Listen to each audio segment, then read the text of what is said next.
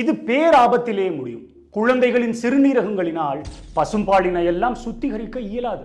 ஏனென்றால் அவை தாய்ப்பாலினை காட்டிலும் கிட்டத்தட்ட 3 மடங்கு அதிக புரதம் மற்றும் சோடியம் என்ற உப்பு சத்தினை கொண்டது. இதன் காரணத்தால் குழந்தைகளின் சிறுநீரகங்கள் செயலிழந்து கூட விடலாம்.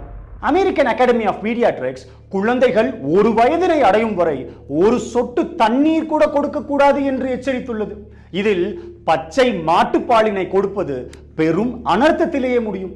பச்சை பாலினில் நிறைந்திருக்கும் ஈகாலை, சால்மோனெல்லா, கேம்பைலோபாக்டர் போன்ற கொடிய நோய்க்கிருமிகள் குழந்தைகளின் வயிற்றினில் சீல் பிடிக்க செய்து அக்குழந்தையினையே காவு வாங்கிவிடும். சிலர் கேட்கலாம், கன்றுக்குட்டிக்கு மட்டும் எந்த பிரச்சனையும் வருவதில்லையே என்று. தனது தாயினிலிருந்து சுரக்கும் பாலிற்கும் அவற்றில் இருக்கும் பல்வேறு நுண்ணுயிர்களுக்கும்